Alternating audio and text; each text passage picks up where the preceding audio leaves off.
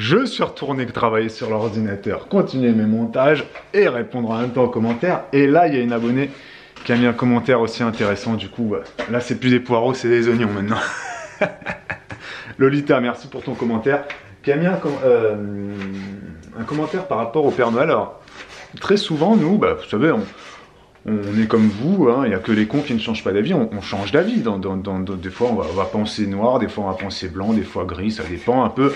Effectivement, des débats qu'on peut avoir. C'est quoi la phrase? Il y a que les cons qui changent pas d'avis. Et c'est vrai que nous, la force qu'on a, non, la chance qu'on a, grâce aux vidéos qu'on fait sur YouTube, c'est qu'on peut parler virtuellement. Voilà, virtuellement, on peut parler à 200, 300, 1000 personnes. Voilà, vous n'êtes pas 1000 à nous parler régulièrement, mais au moins, je pense. Du coup, ça ouvre notre éventail de possibilités, Exactement. De choix, de culture aussi, de coutumes. De coutumes, c'est voilà.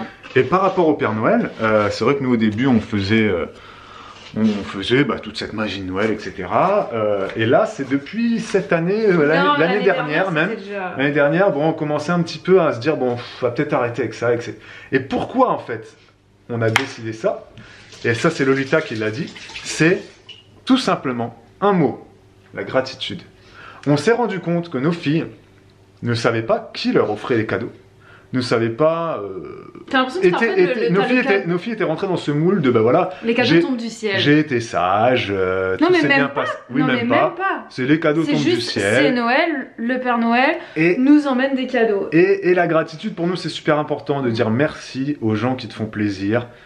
Et on s'est rendu compte que au-delà du merci, c'est de te contenter de ce que tu as, d'être content, c'est ça que ça veut dire, se contenter de ce qu'on a, c'est pas du tout avoir peu et être content d'avoir peu, c'est se contenter de ce qu'on... Non mais, ce que ça veut dire, se contenter de ce qu'on a, c'est ce que tu as te rend content. Tu es content de ce que tu as, que tu es 1, 2, 3, 4, 5, tu es content.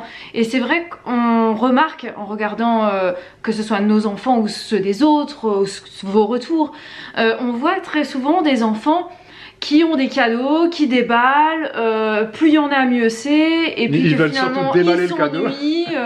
Ils ont trop de trucs. Et nous c'est notre cas, des fois nos filles on se rend compte, on les regarde comme ça, on dit mais putain mais sans déconner, on les inonde pas de cadeaux, elles en ont pas énormément. Non, on fait mais déjà on a l'impression qu'elles en ont trop parce que on regarde notre maison, on dit putain mais regarde tout ce qu'on a. C'est à un moment donné et puis pour Noël. À quoi elle joue en fait dans ce qu'il y a. Et puis effectivement cette idée de putain ça me pique les yeux. Ouais c'est horrible. L'oignon.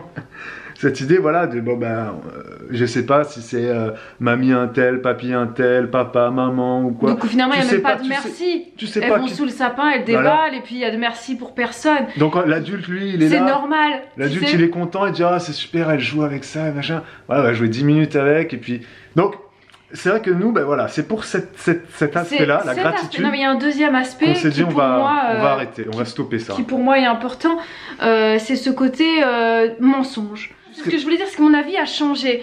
Ce que je voulais expliquer, c'est qu'au tout départ, et au premier Noël d'Elena, même au deuxième, je voulais faire comme moi j'avais reçu de mes parents, c'était de créer tout un environnement magique, de dire le Père Noël il va venir, je voulais qu'on mette le petit verre. On l'avait fait d'ailleurs, on l'avait fait. Ah, c'est vrai qu'on l'avait fait. La lettre qu'elle écrivait, que le Père Noël ensuite il a pris, je voulais tout ça et je l'avais fait la première ou deuxième année. Et après on avait regardé le Père Noël. Voilà. Et après fait ça, t'avais dit je l'ai peut-être vu passer. Voilà. Machin. Et après c'est ça que je veux dire que j'ai supprimé. J'ai supprimé après beaucoup de réflexions, des trucs que j'ai pu lire, des vidéos, etc. Sur le fait que ça fait mensonge. Ça fait mensonge.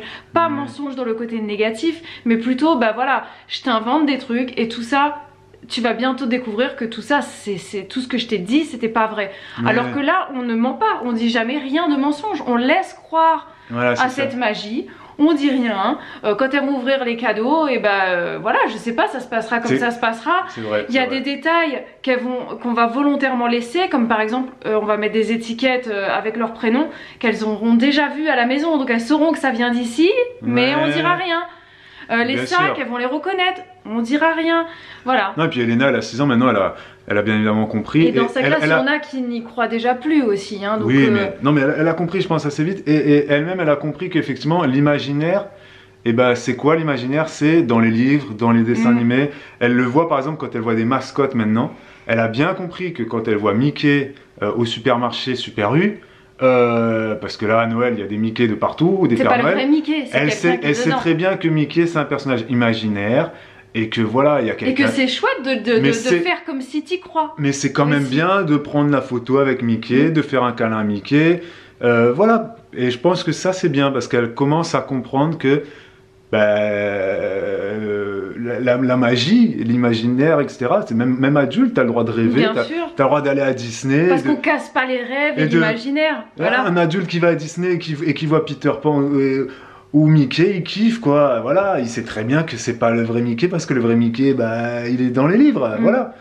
Et puis, il peut être dessiné de plein de façons différentes. Mais c'est plutôt pour essayer de répondre au maximum à leurs questions et à leurs besoins de s'ancrer dans un monde qui est tangible, qui est réel, qu'elles comprennent. Et si on part dans des trucs farfelus et qu'on sait pas forcément... Est-ce que c'est le vrai monde? Est-ce que c'est par où il va rentrer? On va pas lui répondre par la serrure, comme c'était à La Réunion parce qu'il n'y avait pas de cheminée. Ouais, voilà. On va pas dire ça, on va dire toi tu penses qu'il va venir d'où? À ton avis? À ton avis, en tout cas si tu le vois, oublie pas de me dire parce que moi je l'ai jamais vu. Voilà, et puis c'est tout.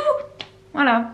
C'est vrai, mais ça c'est vrai qu'en fait on l'avait jamais dit dans les vlogs. Non, voilà, c'est-à-dire et du coup il y a beaucoup c'est ça qu'on veut dire quand on dit on ne fait pas croire au Père Noël et tout ça, c'est plutôt que nous on n'en parle pas, c'est-à-dire que la magie, elles l'ont de l'extérieur, de leurs livres, de tout ça. Elles croient à ce qu'elles veulent en fait. C'est ça, et on ne sait pas véritablement d'ailleurs à quoi elles croient, des fois elles nous en parlent, mais nous on n'apporte pas forcément de réponse, pas plus que... Nous en tant que parents et vous en tant que parents, on n'est pas les seuls à...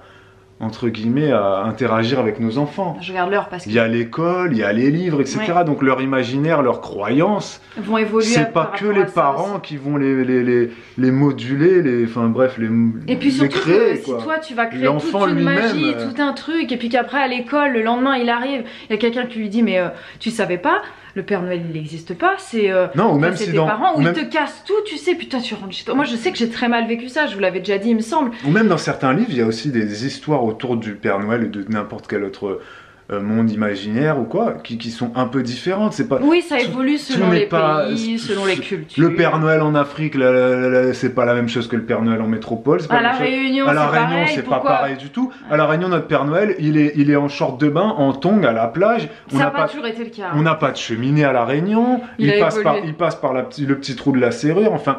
Et puis même quand tu vois à la télé... C'est pas un verre de lait, c'est un verre de rhum. Enfin, et puis quand tu vois à la télé, des fois le Père Noël, il est montré assez vieux, des fois il est pas si vieux, des fois il a la peau noire, des fois il a la peau blanche, des fois il... Donc en fait, il n'y a pas de représentation fixe du Père Noël, donc l'enfant après il se fait ses films. Il fait son truc et puis il croit ce qu'il Et à nous en tant que parents, je pense que ce qui est important, c'est de pas casser ses rêves, son imaginaire, faut le laisser. Tu vas pas venir à dire mais c'est n'importe quoi, tout ça, ça n'existe pas. Non, moi je pense que c'est à nous de laisser. Qu'est-ce que Par contre, s'il te pose des questions, voilà, tu dis moi je sais pas trop. Qu'est-ce que t'en penses? En fait, faut toujours ramener à l'enfant. Toi, qu'est-ce que tu penses? Qu'est-ce que tu crois? Raconte-moi.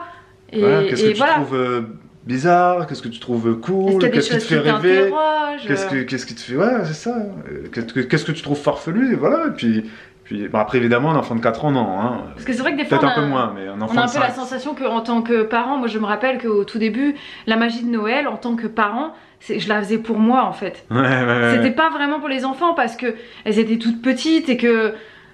Et puis inconsciemment je pense qu'on avait aussi cette espèce de devoir de se dire tout le monde, comme ça tout le monde le fait, voilà, donc tout le monde fait comme ça, aussi faut que je fasse comme ça. Faut que je le fasse en tant que bon parent, c'est mon premier enfant.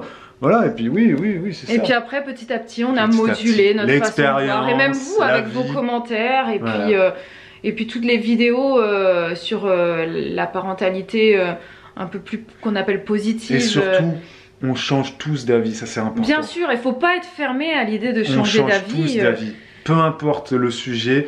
Peu importe Et puis il n'y a pas de bonne ou de mauvaise réponse aussi, c'est-à-dire que peu importe la manière que vous avez de le faire, ce sera jamais mauvais ou bon, puisque vous le faites en tant que parent, donc vous êtes forcément bien intentionné quand vous le faites, que vous le fassiez croire ou pas, enfin voilà, chacun a ça. Nous on est un petit peu dans le middle, voilà, on laisse croire, on casse rien, mais on dit pas trop, enfin voilà.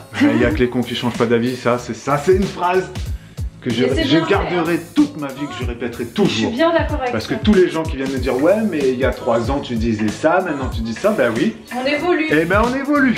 Si toi tu restes toujours pareil, Pose-moi des questions. attention hein.